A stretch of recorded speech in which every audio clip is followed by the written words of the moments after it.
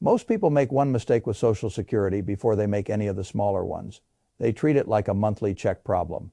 I have never believed it was a monthly check problem. I believe it is a bridge problem. That is what I want you to understand. When people ask whether they should file at 62 or wait until 70, they usually ask the wrong question. They ask, how do I get the biggest check? That sounds sensible until you realize that the biggest check is not always the most valuable decision. A larger monthly number can still be the wrong move if it forces you to withdraw too much from your portfolio at the wrong time, if it leaves your spouse exposed, if it raises the wrong kind of tax friction later, or if it makes you live too cautiously in the healthiest years you have left. This is why I say Social Security is not a number. It is a bridge between work and full retirement, a bridge between strong health and weaker health, a bridge between market risk and spending needs, a bridge between one spouse being alive and one spouse being alone, a bridge between taxable withdrawals and partially taxable income. And once you see it that way, the standard advice starts to look much less universal than people pretend it is. Most advisors will tell you to wait as long as possible. In many cases, they are right. I would never tell you otherwise just to sound rebellious. If all you see is the raw break, even math, waiting often wins. File at 70 instead of 62. And if you live long enough, the cumulative lifetime benefit can come out ahead. That is the familiar story. And for a lot of people, it is a good story. But the story gets weaker the moment you stop looking at Social Security in isolation. That is when the real math begins. I have spent most of my life watching people compare things that should never be compared alone. They compare a stock without considering the business behind it. They compare a house without considering financing terms, taxes, insurance, and upkeep. They compare a salary without considering what kind of life it buys. And in retirement, they compare Social Security ages as if the check exists by itself, floating in midair, untouched by taxes, markets, spouses, health, or uncertainty. It does not. That is the first rule. Social Security timing is not a standalone decision. It is a household cash flow decision. Once you understand that, you stop asking, what age gets me the biggest check? And start asking, at what age does this benefit do the most total work inside the rest of my retirement system? That is the right question. And sometimes, not always, but sometimes the answer is 62. I want to be very clear. I am not talking about panic. I am not talking about desperation. I am not talking about somebody who simply needs the money to survive and therefore files early because there is no choice. I am talking about strategy. I am talking about situations where taking less now is actually the move that protects more later. That sounds backward to people who have not yet seen how the full machine works. Let us start with the machine. The first mechanism is what I call the longevity lens. Most people hear the standard break, even argument, and stop thinking. They are told that if they wait until 70, they need to live until around their late 70s or early 80s for the larger check to pay off against filing at 62. That statement is broadly true. It is also incomplete in exactly the way so much retirement advice is incomplete, because $1 at 95 is not the same thing as $1 at 62. It may be equal in a spreadsheet that discounts human life into flat rows and clean cells, but it is not equal in reality. $1 received at 62 can still be spent while you are likely more mobile, more energetic, more able to travel, more able to enjoy choice, and more able to experience the world with fewer physical limits. $1 received at 9 the 5th of May technically count the same in a cumulative total, but its practical utility is often much smaller. I do not say that to be morbid. I say it because false cheerfulness is expensive. If your health is compromised or your family history argues against great longevity, then the standard wait until 70 sermon can become a strange kind of cruelty. It asks you to sacrifice stronger present years for a later payoff you may never fully use. If your father died at 71 and your mother at 74 and you are already managing your own health concerns, then pretending the math is identical to a healthy person from a long-lived family is not prudence. It is fantasy wearing actuarial clothing. That is why the longevity lens matters. It forces honesty, not average honesty. Personal honesty. It asks a hard question that many people avoid because they think avoiding the question makes them brave. It does not. It makes them vague. The question is this: how long is your real bridge? Not the average American bridge. Your bridge. If the bridge is shorter than the standard advisor assumes, then filing at 62 can be not only defensible but intelligent. Now let me move to the second mechanism, because this one has grown more important as markets have become more violent and retirement portfolios more exposed. I call it the sequence shield. This is one of the most underappreciated reasons to file early. Suppose you retire at 62 and the market decides to teach you a lesson in your first 2 years. Your portfolio falls hard, your expenses remain stubborn. Groceries do not become cheaper, merely because the S&P 500 had a bad quarter. Property taxes do not pause because bonds failed to rescue you. Insurance, utilities, food, travel, and medical costs all keep moving whether your portfolio likes it or not. Now you face the most dangerous period in retirement, the early years when withdrawals from a falling portfolio can do disproportionate damage. I have no patience for people who wave this away with a line about long-term averages. Long-term averages are useful. Sequence risk is real. Those two facts are not enemies. They are roommates. If you are forced to pull heavily from your portfolio during a bad market, you are not merely spending money. You are shrinking the base that future recovery depends on. A later rebound has less capital to rebound on. You can permanently lower the lifetime power of the portfolio by the order in which returns arrive. That is why I call Social Security at 62 a sequence shield in the right circumstances. Every dollar that arrives from Social Security is a dollar you may not need to pull from a depressed portfolio. Every dollar you do not pull from a depressed portfolio is a dollar that gets to remain inside the recovery machine. This matters more than most people realize. There is a difference between a portfolio decline on paper and a decline plus forced selling. The first is unpleasant. The second can be structurally damaging. That is the second rule. When a guaranteed check prevents you from liquidating good assets at bad prices, the check is doing more than replacing income. It is protecting compounding. That is why early filing can be rational during a volatile retirement entry. Not because the check is glamorous, because it acts like a pressure release valve on the portfolio. I have always admired pressure release valves. Most investors do not. They only admire upside. That is why they get hurt. Now I want to talk about the third mechanism, and for married couples it may be the most powerful of the entire group. I call it the laddered couple strategy. This is where the conversation stops being about one person and becomes about the household. A lot of married couples make a simple but very expensive mistake. They make Social Security timing decisions as if both spouses are identical. Same age, same earnings, same health, same future role in the household balance sheet. That is rarely true. Usually one spouse earned more than the other. Usually one spouse will produce the larger eventual benefit. Usually one spouse's delayed check is not just their own delayed check. It is the likely survivor benefit for the person left behind. That changes everything. Imagine a couple where the lower earner files early and the higher earner delays. On the surface that looks inconsistent. And people dislike inconsistency because it feels untidy, but finance is not a beauty contest for tidy looking decisions. It is a system design problem. If the lower earner files at 62, that brings money into the household immediately. It can reduce withdrawals from the IRA. It can reduce stress on the portfolio. It can keep some spending from hitting fully taxable sources. It can create breathing room while the higher earner's benefit keeps compounding toward age 70. Meanwhile, the higher earner's delay is doing two jobs at once. It is increasing that spouse's own future check. And it is increasing the probable survivor check for the other spouse if death comes earlier than anyone wanted. That is not a small point. I want you to sit with it. A delay decision by the higher earner is not only a return maximization move, it is also widow protection. And widow protection is one of the most overlooked responsibilities in retirement planning. People think of Social Security as current income. I often think of it as future household stability. That is why a laddered strategy can be so powerful. Early money from the smaller check, maximum future protection from the larger check, near-term relief plus long-term security. It is one of the few places in retirement planning where you can sometimes get more than one good thing at once, if you stop insisting that both spouses must follow the same timetable. This is the third rule. In a marriage, the best Social Security age is often not an age. It is a sequence that leads naturally to the fourth mechanism. I call it the certainty discount. This one makes many people uncomfortable because it forces them to admit something they would rather leave to Congress, television, or hope. The system itself is not as unquestionable as people pretend. I do not like fear-mongering. I have seen too much of it.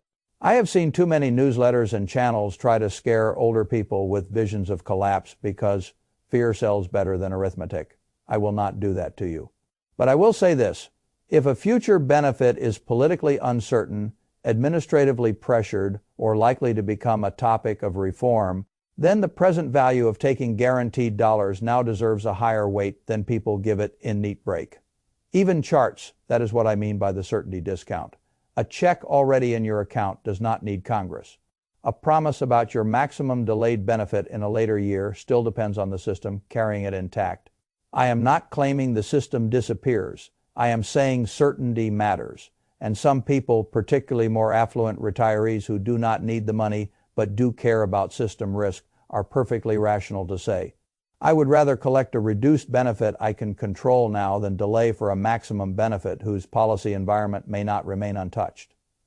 That is not panic. That is capital allocation under uncertainty. I do not blame them. If the future path contains legislative guesses, funding debates, and benefit discussions that are outside your control, then filing at 62 can become a hedge against political drift. It may be necessary for everyone, but it is not irrational. It is just unpopular to say out loud because most retirement advice wants to sound stable, eternal, and morally clean. Always wait sounds cleaner than it depends on the architecture of your risk. The problem is that retirement does depend on the architecture of your risk. Everything does. Which brings me to the fifth mechanism, and this is where the tax picture becomes more interesting than most people expect.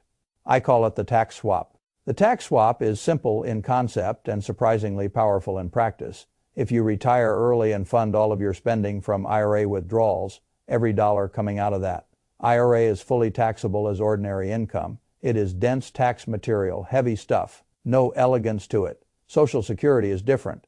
At most, 85% of it becomes taxable. And in many early retirement situations, the actual tax impact can be softer depending on what else is on the return. So if receiving Social Security at 62 allows you to reduce IRA withdrawals, you are not merely swapping one income source for another. You may be swapping fully taxable dollars for partially taxable dollars. That matters. Not because it makes you a genius, because tax friction is one of the few forms of drag that compounds by repetition. If you can reduce the density of taxable income in the gap years, you may also create room for smarter Roth conversions. That is where the machine becomes more interesting. The early Social Security check does not just give you money to live on. In the right case, it rearranges the tax composition of the household in a way that opens planning room elsewhere. That planning room can be worth a great deal. This is where so many simplistic break-even conversations die, because they ignore interaction. They ignore that Social Security timing changes the pressure on your portfolio. They ignore that it changes the mix of taxable income. They ignore that it can support spousal sequencing. They ignore that it can serve as a shield in down markets. They ignore health, certainty, survivor income, and gap year tax engineering. And after ignoring all of that, they tell you waiting always wins. I do not enjoy advice that becomes confident only after removing half the variables. Now I want to make another important distinction. Filing at 62 is not automatically wise just because one of these mechanisms exists. That would be just another version of the same shallow thinking. A person with excellent health, a massive portfolio, low withdrawal pressure, stable marriage design, and strong confidence in future benefit continuity may still be better off waiting. I have no objection to that. What I object to is lazy universality. There is no honor in applying the same answer to different lives. That is not discipline. That is indifference disguised as expertise. I prefer systems. And the system here is this. You should think of Social Security timing the way you think of any major source of retirement capital. What job is the money supposed to do? Is it supposed to maximize late life longevity protection? Is it supposed to protect a spouse? Is it supposed to reduce early portfolio withdrawals? Is it supposed to smooth taxes? Is it supposed to create certainty against legislative ambiguity? Is it supposed to fund living while you preserve more volatile assets for recovery? Once you know the job, the age often becomes clearer. That is how grown capital allocators think. They do not fall in love with the paycheck size. They assign a role to the cash flow. This is the identity shift in the whole story. From benefit maximizer to bridge architect, that is the flip. Most people are trying to maximize the benefit. I want you to architect the bridge. A benefit maximizer looks only at the check. A bridge architect looks at the whole retirement crossing. The portfolio, the spouse, the taxes, the survivor benefit, the health horizon, the certainty of the system, the order in which money arrives, the order in which money is withdrawn. The bridge architect asks a much better question. What age lets this benefit do the most total work across the whole bridge? That is a serious question. That is the question that belongs in your house. Now, I want to walk you through a household pattern I have seen many times, because examples make this more real. Suppose Tom is 62 and recently retired. Suppose Linda is slightly younger and still earning some consulting income. Suppose they have a meaningful portfolio, most of it inside tax, deferred accounts. Suppose they spend enough each month that, without Social Security, the portfolio must fund everything. Now, if both of them delay to 70 because someone told them that was the mathematically pure move, they are forcing 8 years of heavy portfolio withdrawals to do all the work. That may be acceptable in a calm market and foolish in a rough one. It may preserve the purity of the future checks while damaging the flexibility of the present household. But if Linda, the lower earner, files at 62, the household begins receiving immediate cash flow. That lets them reduce IRA withdrawals. That reduces tax density. That may preserve more portfolio capital. It buys time. And if Tom, the higher earner, continues waiting to 70, his larger eventual check becomes both his own retirement income and likely Linda's survivor floor if he dies first. Do you see the elegance of that? The smaller bridge support goes in first.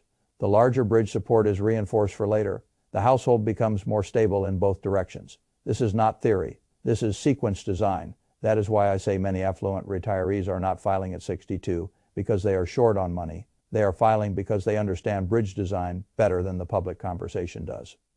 Now, I do want to mention one thing that can make early filing foolish for the wrong person.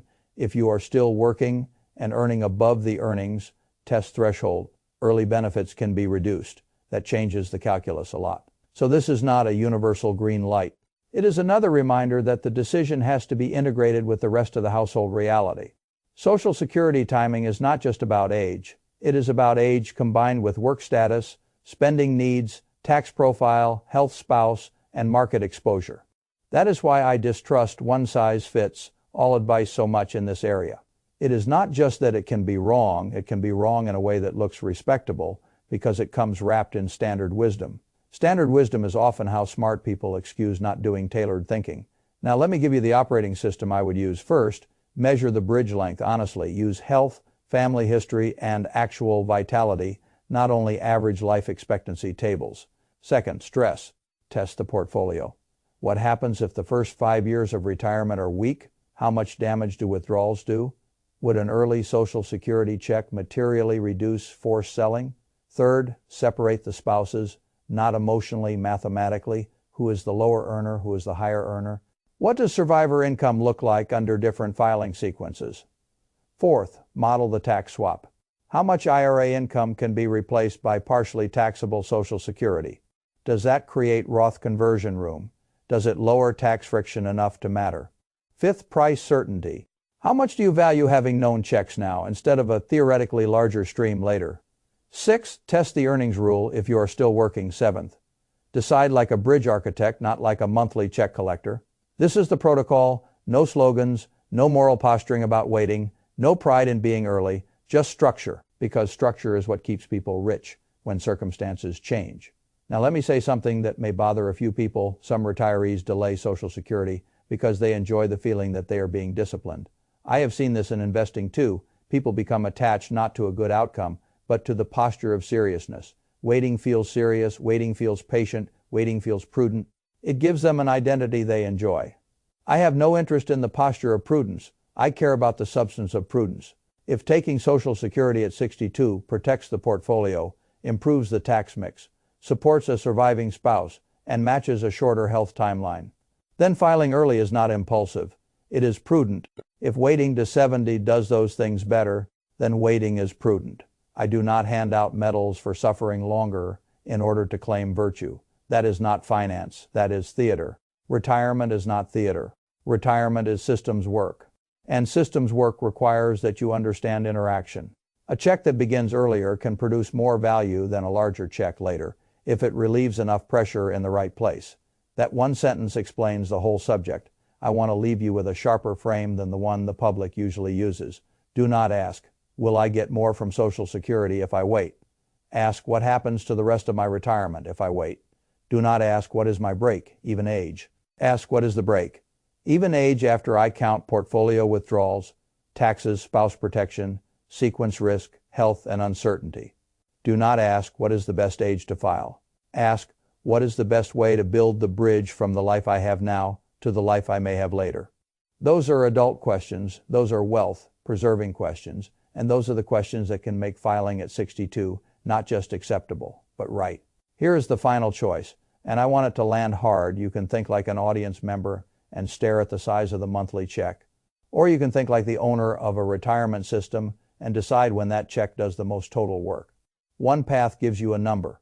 The other gives you a bridge, and when retirement gets rough, when markets stumble, when one spouse dies, when tax friction rises, when health becomes more fragile, when certainty becomes more valuable than theory, I promise you this, the people who built the better bridge will not care very much that someone else won the cleaner argument about the larger check. They will care that they got across.